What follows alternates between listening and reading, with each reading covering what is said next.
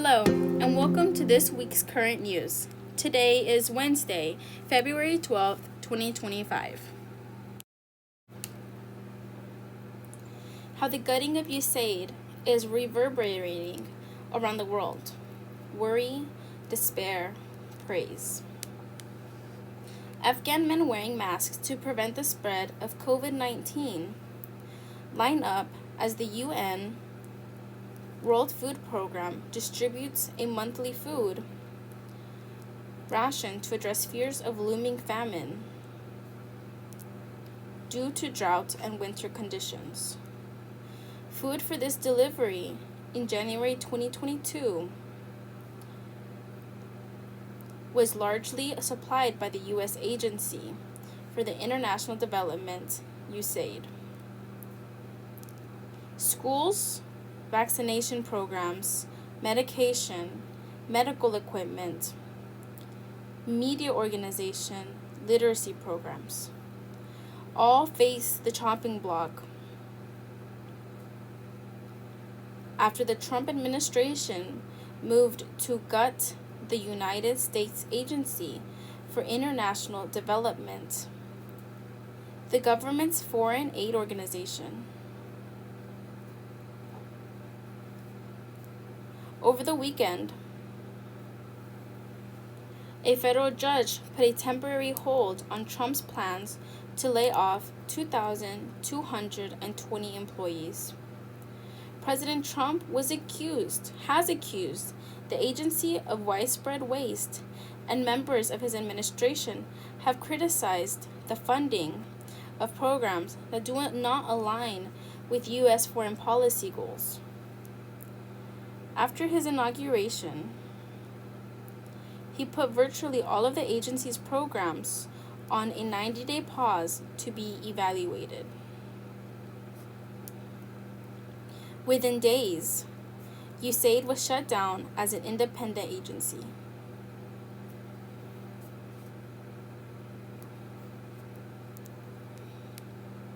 The agency, set up by then President John F. Kennedy in 1961 at the height of the Cold War, currently provides humanitarian and development assistance in over 100 countries. Its supporters say it helps save lives, strengthen civil society, assist the needy, and promote and preserve democracy.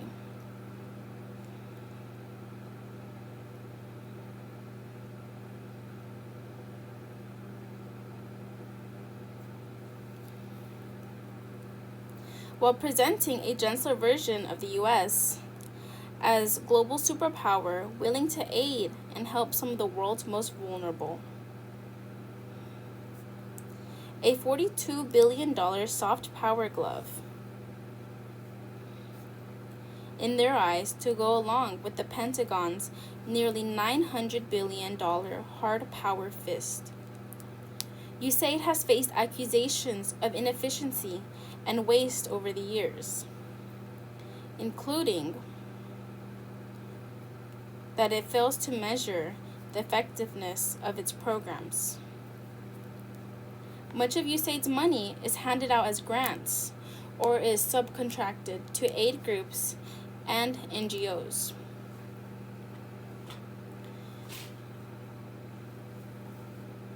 Critics contend that USAID's use of American contractors and its large bureaucracy means that not enough of the money actually ends up helping those in need. It has also been criticized for what some countries have alleged is a backdoor for the U.S. to interfere in their domestic affairs. Many within USAID have acknowledged that the need for reforms were willing to work with the administration. But a senior USAID official who spoke to NPR last week decried the Trump administration methods as a hatchet job. Here's some of the work USAID has done around the world and the effective cancellation of its work is having on local communities. Kyiv, Ukraine. Ukraine, a fear of loss from healthcare to media. Since Russia's full-scale invasion on February 24th, 2022, Ukraine has been the largest recipient of USAID funds. It's received $37 billion over the last 3 years. Aid that has touched practically every aspect of Ukrainian life.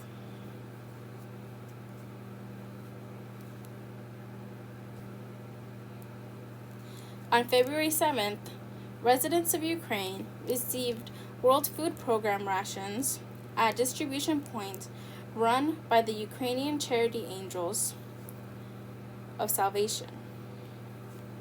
USAID is among the charity's funders. The money paid the salaries of emergency service workers, supplied farmers with fertilizer, seeds, and storage capacity.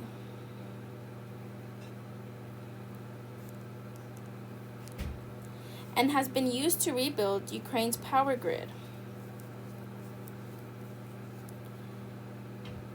After repeated Russian missile strikes. Oleksandr Mirzogo, a member of parliament from President Volodymyr Zelensky's party, says the money has provided a lifeline to Ukraine. There are a lot of programs that are very helpful, including support of our war veterans, programs related to health care, support of parliament, said Mirzogo. The chaos that USAID is already having an impact on the ground.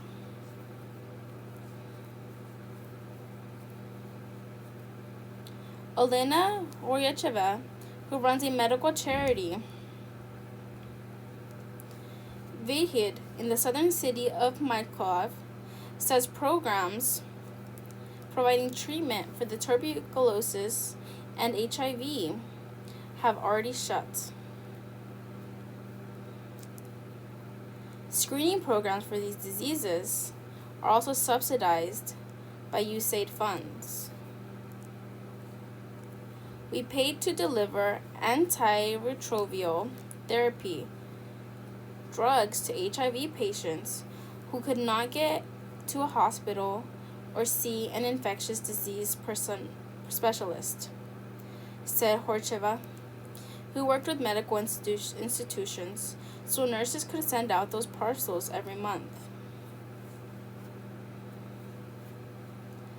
The cuts have also hit regional Ukrainian media hard. One media advocacy group estimates that 9 out of 10 outlets rely on subsidies, and USAID is the primary donor. The news website, Sikr, in the northeastern city of Sumy, is one of them, and its editor,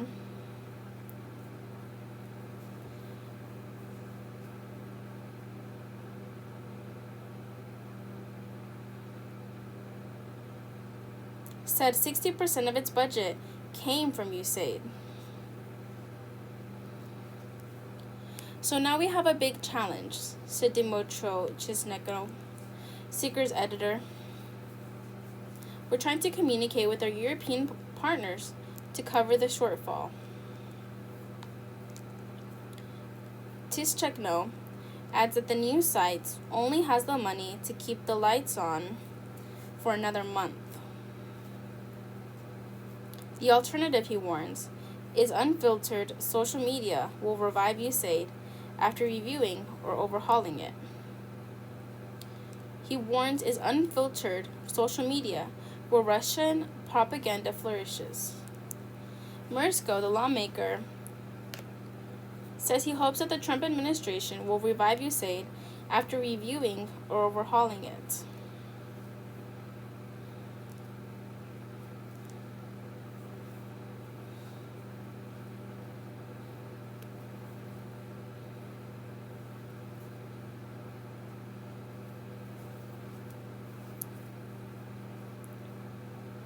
It's important not only for Ukraine, it's important to the United States, said Mursko. Let's not forget about the information war on the part Russia and China. Joanna Kiskis. South Africa concern about HIV drugs. South Africa has the highest number of people living with HIV in the world. Over 8 million by some estimates. But with USAID, support of the President's Emergency Plan for AIDS Relief, or PEPFAR, the country has made significant inroads with prevention and treatment in recent years.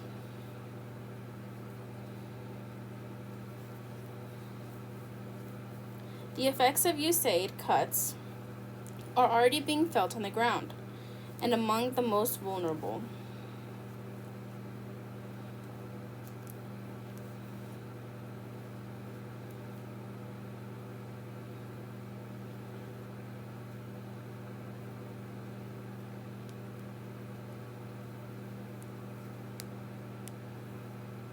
A boy is tested for HIV at the Right to Care AIDS in Johannesburg, South Africa. The clinic receives funding from PEPFAR, the HIV prevention and treatment charity funded by USAID.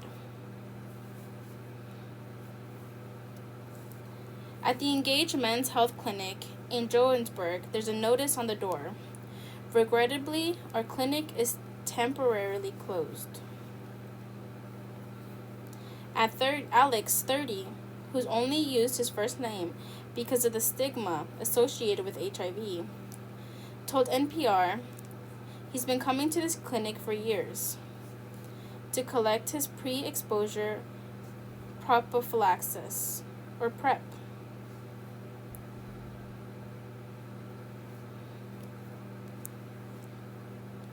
The medication that prevents HIV infections.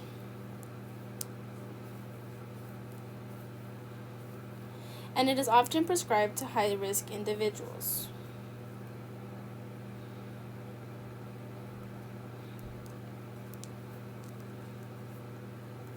The drug is also taken by people who are HIV positive.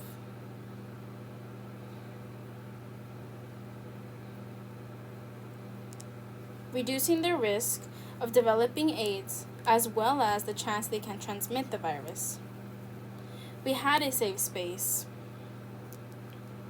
This place also caters to LGBT. So a lot of people, they can be in the closets, and they don't want their family to find out. They'd come to this clinic, said Alex.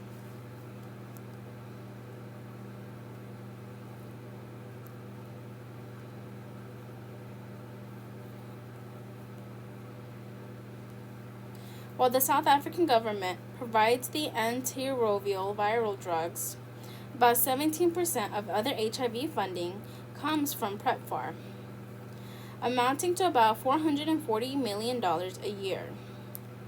The government estimates 15,000 healthcare workers could lose their jobs.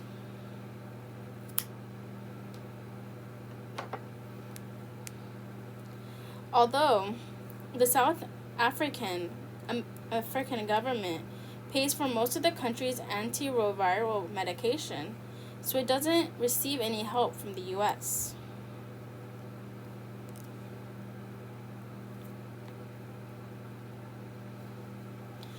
Government to pay for the medication. It does receive significant help from nonprofit organizations who are funded by the U.S. government to staff public sector clinics with healthcare workers, said Mia Milan, editor of the health journalism site Bikisisa. It doesn't help to have all those pills if you can't get them to the people who need them.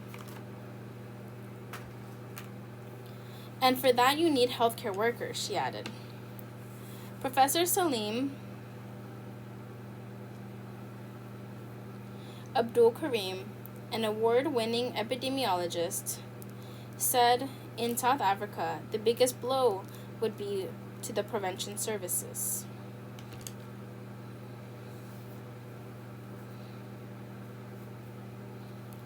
Where we will see the impact where PEPFAR has disproportionate role to play is in areas of prevention, says Karim. While South Africa is one of the richest countries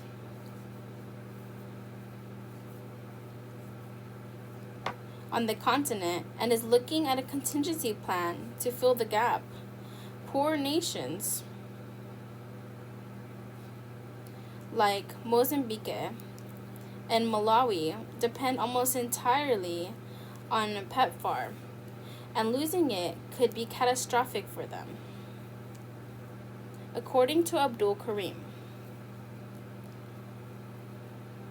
The entire AIDS pandemic will be under threat in that we could now see a resurgence of AIDS infections because patients are stopping their medications, says Karim. Latin America. A welcome for Trump's stand with reservations. Mexico City. Some Latin American countries, long suspicious of U.S. motives, have on the other hand welcomed Trump's moves on USAID. Mexico's President, Claudia Sheinbaum, says that if the U.S. actually wants to help countries, it should be transparent.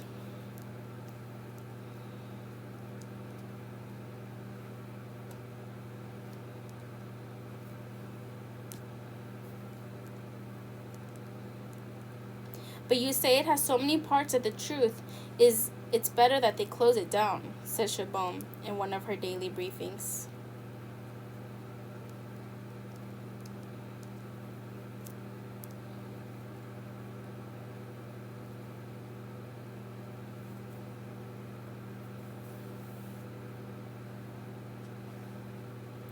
El Salvador's president, Nayib Bukele, rejoiced at the news.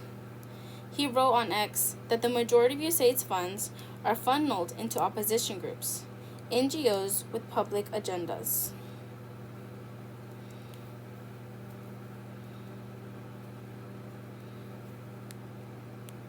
Both the Salvadorian and Mexican governments have complained bitterly that the U.S. funded journalism and human rights outfits that have uncovered corruption and human rights abuses are meddling in their internal affairs.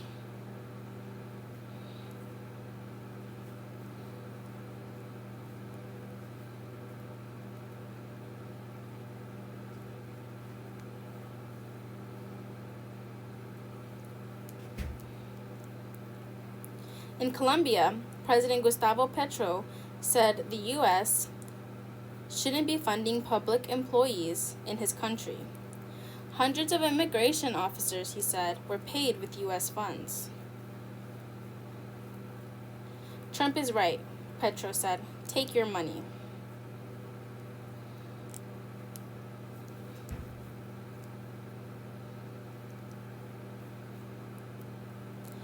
None of this is surprising to those who watch the region closely. Not one bit, no, says Lake Johnston, director of the International Research.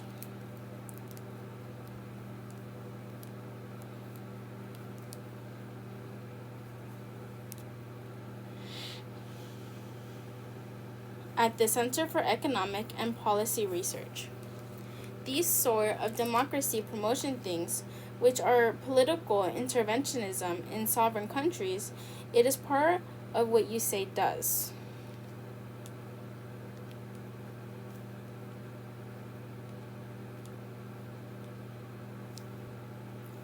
In both Mexico and El Salvador, for example, USAID funded investigative journalism outfits.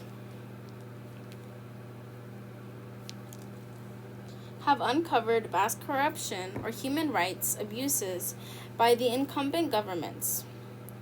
Both countries have also bitterly complained that USAID funds the opposition. Another reason for the region's skepticism, said Johnson, is that USAID rarely awards money directly to the governments. USAID money goes almost entirely to contractors, NGOs, or multilateral agencies like the UN, says Johnson, the author of Aid States, a book critical of USAID's role in Haiti.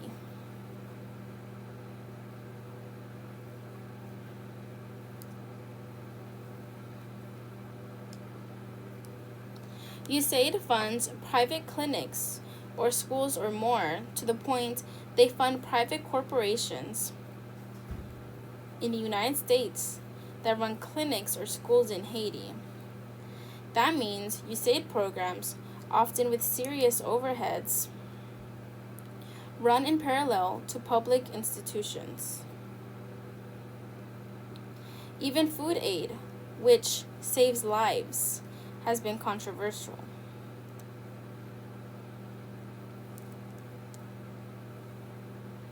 In Haiti, for example, as USAID pumped free rice into the country, local producers of rice could not compete with free, so they went out of business.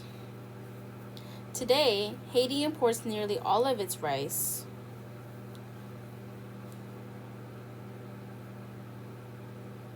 and buys it from U.S. companies.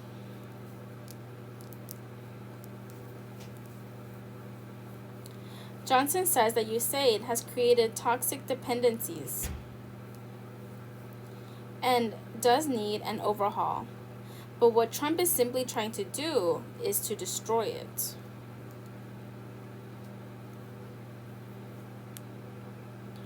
Johnson says stopping or changing some of the USAID programs may be necessary, but it would be harmful to do it from one day to another, because many people around the world have come to depend on those programs.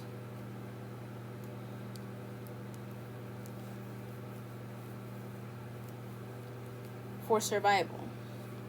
You're just going to cause a bunch of people to lose their jobs,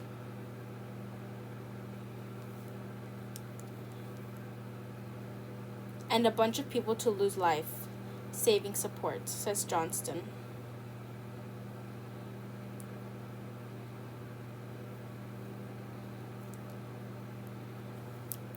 South and Central Asia, a loss for secret schools, female journalists. Mumbai, India. USAID has done a lot of heavy lifting across South Asia. In Afghanistan, where there is an ongoing humanitarian crisis, the aid agency's education projects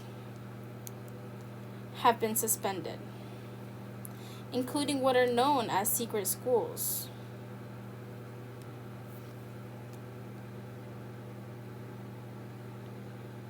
Teenage girls take notes in an English class in a small secret school for girls on the outskirts of Kabul. USAID funds have helped support such schools in Afghanistan.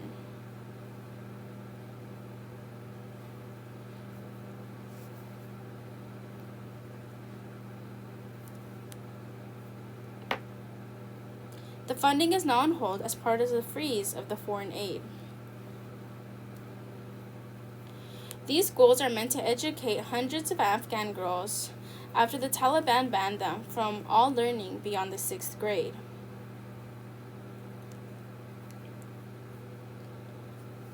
USAID funded work to support Afghan women includes a project to train female journalists in partnership with the news outlets Zan Times. We need to fully understand what is happening to Afghan women. Them, says the editor, Zara Nader, under a Taliban regime that she describes as creating gender apartheid in Afghanistan. The outlet's mission is to tell the stories of Afghan women, which needs Afghan women journalists, says Nader. The Outside says it's its mission to try and tell the stories of Afghan women, which needs. How are we going to cover this? How can we tell their stories when we don't have access to them? She asks. Nader says the notification of the suspension funds came on the day that we were supposed to start our first online class.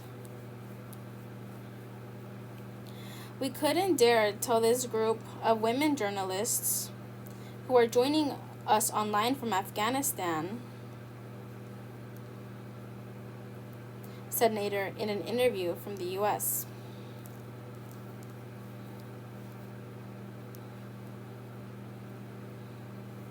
In Bangladesh, a developing country of 170 million people, where a student-led uprising recently toppled the country's longtime leader. USAID funded everything from vaccines to food security. USAID has long funded local versions of Sesame Street across the globe, from the Palestinian territories to Afghanistan, as a way of teaching tolerance, literacy,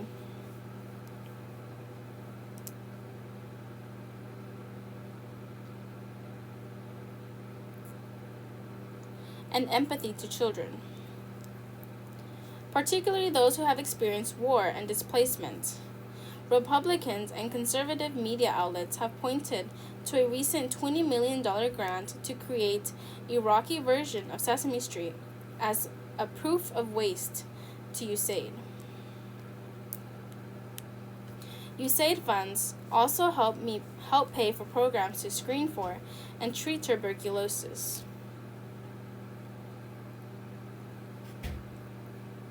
A doctor who worked on the project to teach medics how to screen for the disease told NPR that USAID money helped train around 3,000 pediatricians. Tuberculosis is highly contagious, and it's often children who aren't diagnosed. The doctor spoke on condition of anonymity, fearing his group will be denied future funding from Washington. He said that USAID purchased and arranged for 28 ultra-portable X-ray machines for far-flung hospitals to screen for the disease, and that 10 more X-ray machines were on the way. The suspension of aid, he said, is going to have severe consequences. Many people are going to die. Judge says Trump administration is not in full compliance with order on spending. President Trump arrives back at the White House after visiting New Orleans to attend the Super Bowl. A federal judge on Monday found that the administration has not fully followed his order to unfreeze federal spending.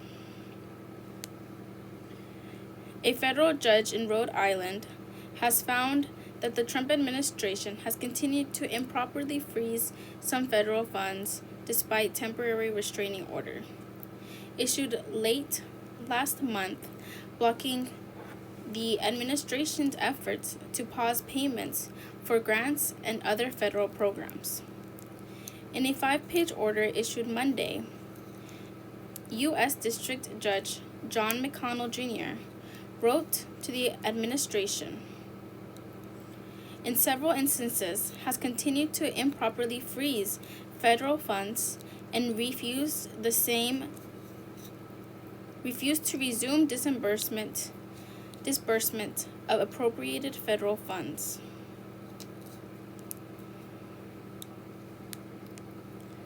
Monday's ruling came in response to a lawsuit brought by attorneys general in 22 states and the District of Columbia.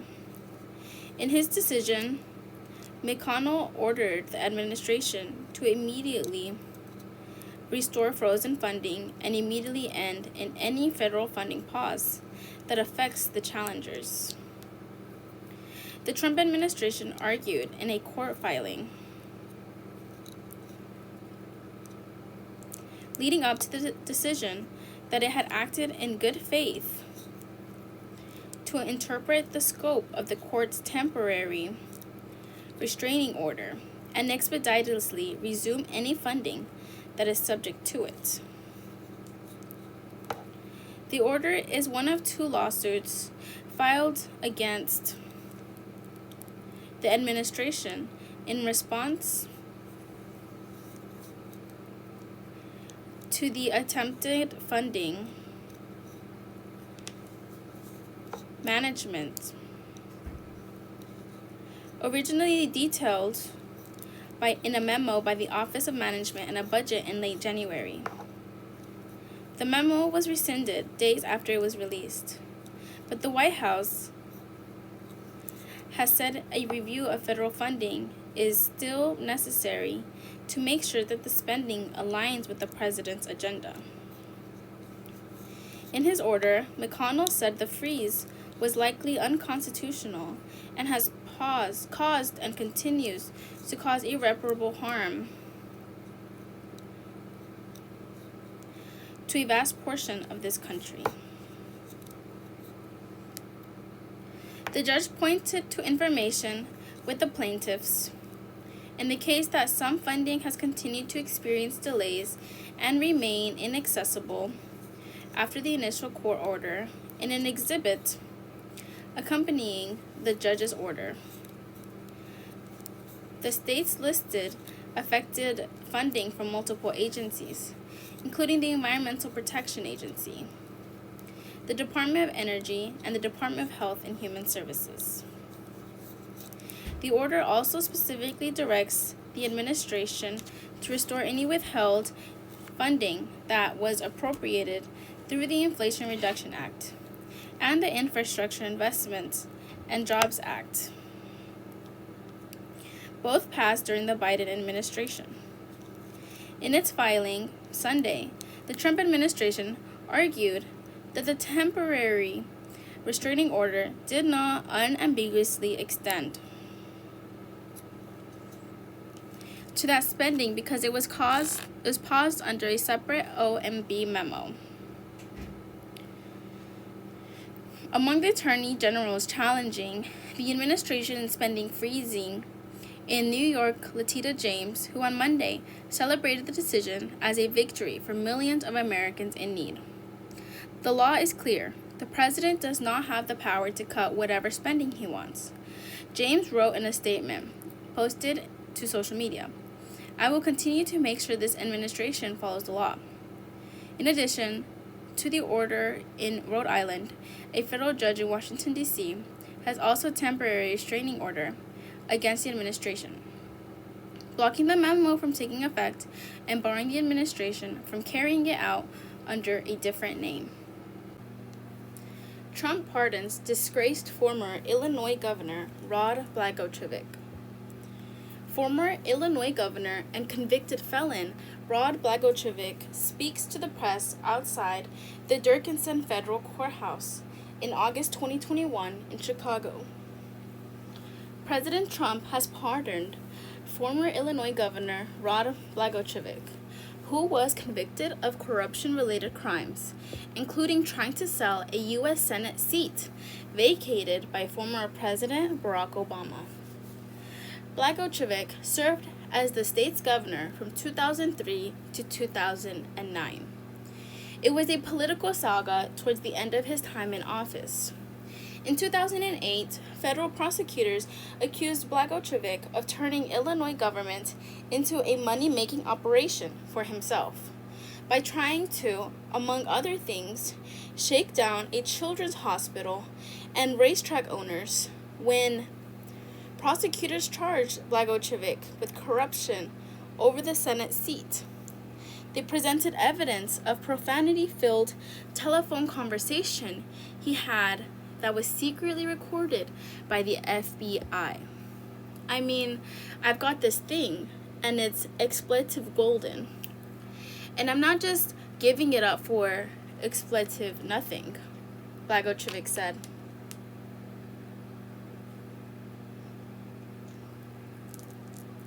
He argued that he simply engaged in political horse trading, and he went on a national publicity tour to proclaim his innocence.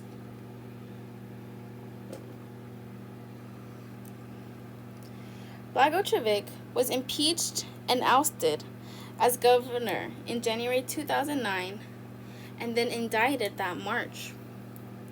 The following year, he appeared and was booted off of Donald Trump's reality TV show, Celebrity Apprentice. Blagojevich was convicted in 2011 and later sentenced to 14 years in prison. He served 8 years. His time behind bars cut short after President Trump commuted Blagojevich's sentence during his first term in office. Many leading Illinois Democrats and Republicans criticized the move.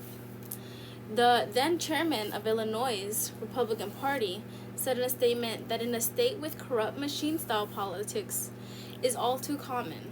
It's important that those found guilty serve their prison sentence in its entirety. After he was released from prison,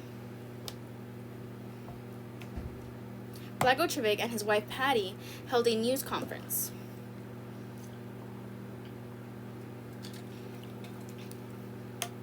He was a freed political prisoner, calling the criminal justice system both broken and unfair. We want to express our most profound and everlasting gratitude to President Trump, Blagojevich said. How do you properly thank someone who has given you back the freedom that was stolen from you? The former Democratic governor also declared himself a Trumpocrat. President Trump said he was granting Blagojevich a full pardon. He called Blagojevich's sentence a terrible injustice, and he called the former Illinois governor a nice man. Winter storm to move across U.S., but the South will see record high temps. A winter storm will bring snow and icy conditions from the Midwest to the Northeast that will endanger travel.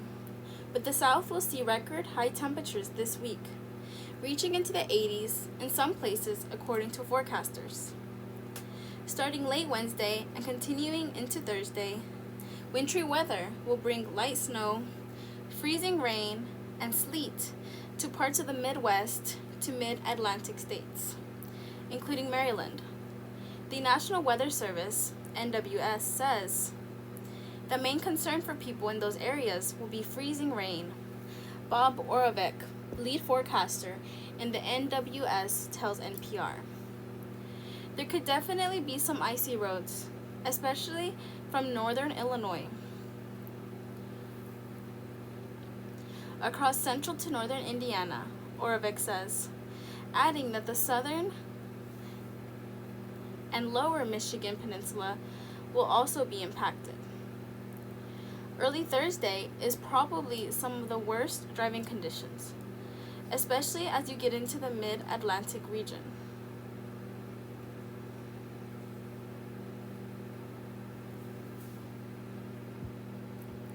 Small amounts of freezing rain accumulating on the road can lead to dangerous travel, the National Weather Service Prediction Center warns. Accumulating sleet can be strenuous to shovel and be treacherous to both drive and walk on. Be sure to check conditions before venturing out and drive slow, the agency says. Temperatures are expected to be below freezing in some upper parts of the U.S., which could lead to an ice accumulation in places impacted by the storm. Northern Indiana, northern Ohio, southwestern Pennsylvania, and parts of Maryland and West Virginia could see a tenth to a quarter inch of ice, according to Oravec. The storm system is moving across the U.S. quickly, with freezing rain and sleet forecast to change all over to rain by Thursday afternoon, he says.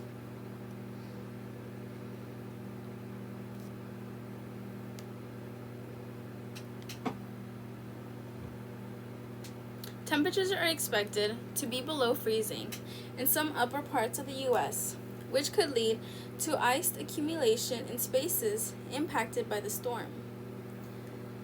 Northern Indiana, northern Ohio, southwestern Pennsylvania, and parts of Maryland and West Virginia could use a tenth to a quarter inch of ice, according to Oravec. The storm system is moving across the U.S. quickly, with freezing rain and sleet forecast to change over to all rain by Thursday afternoon, he says. And while upper parts of the country will see typical winter weather, southern states stretching from Texas to South Carolina will see unseasonably warm temperatures.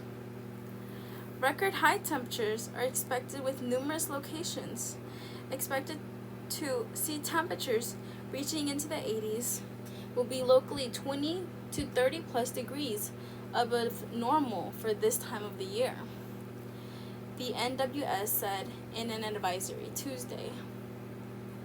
As the season shifts to late winter and early spring, there can be a big difference in temperatures from northern to southern parts of the country, with more wintry weather seen further north, according to Oravec. It's not atypical to have some warm weather in the winter. At the moment, there's really no Arctic air across the country, Oravec says. Right now, the weather pattern is such that it is supporting the potential for warm weather across the south. The atmospheric river, columns of water vapor in the atmosphere that has brought heavy rainfall and snowfall to parts of California, will peak Tuesday afternoon and diminish, but another round is expected Thursday. Winter weather will also impact those traveling to the Super Bowl, but the weather in the host city of New Orleans on Sunday will be pleasant.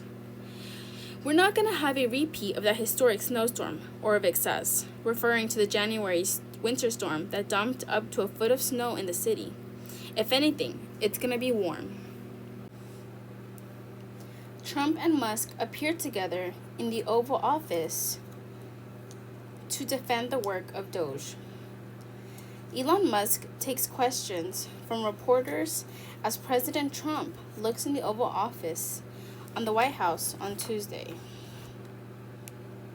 President Trump and Elon Musk appeared together from the Oval Office on Tuesday, where they defended their efforts to enact sweeping changes to the federal government and limit spending. Their joint appearance came as Trump signed an executive order providing new guidance for federal agencies on the implementation of Musk's Department of Government Efficiency Doge initiative, a push to cut what Musk and Trump characterize as excessive government spending.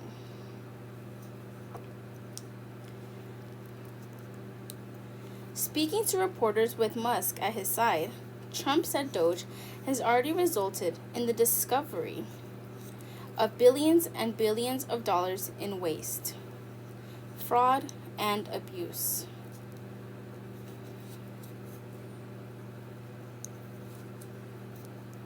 Adding that the final tally could eventually reach as close to $1 trillion.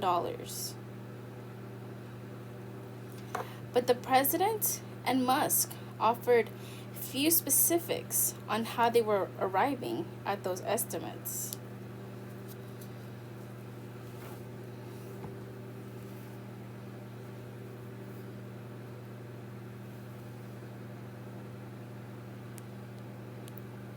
Tuesday's order provides new details on how government agencies will work with Doge to reduce the size of the federal workforce, and calls on the heads of federal agencies to promptly undertake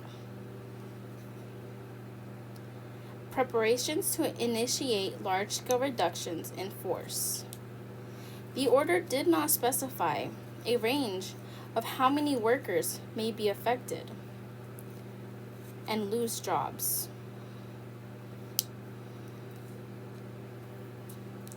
The order also set out new guidelines around hiring. It says each agency should hire no more than one employee for every 4 employees that depart. Additionally, the order calls on agency heads to consult with a DOGE team lead around hiring approvals. The changes do not apply to military personnel, according to the order, and allow exemptions for positions related to national security, homeland security, or public safety responsibilities. The order follows a slew of moves by the Trump administration in line with Musk's work. In the 3 weeks since Trump was sworn in, Musk has moved to cut billions in federal spending and effectively shut down the work of government institutions like the U.S. Agency for International Development. The moves have prompted a cascade of legal challenges and sparked uncertainty among federal workers as they await additional actions by the DOGE effort. Court orders, the role of Congress, and transparency.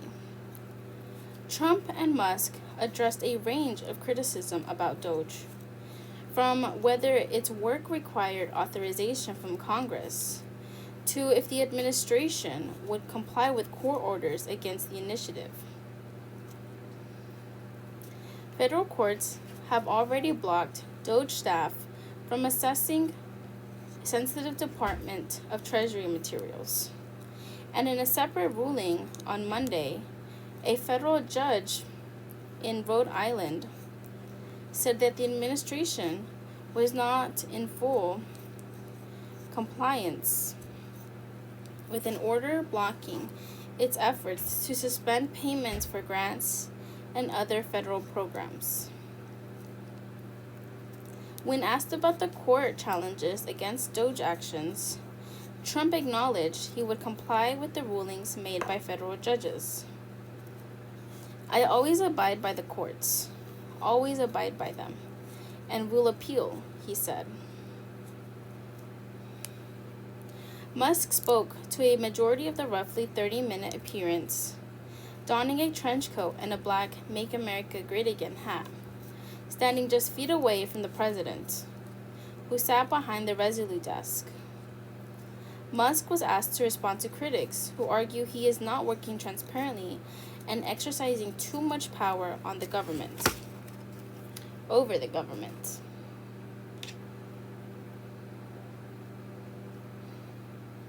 The people voted for major government reform, and that's what people are going to get, he said. They're going to get what they voted for. Musk also said DOGE was trying to be as transparent as possible and claimed that all DOGE actions are posted online. So all of our actions are maximally transparent, Musk said.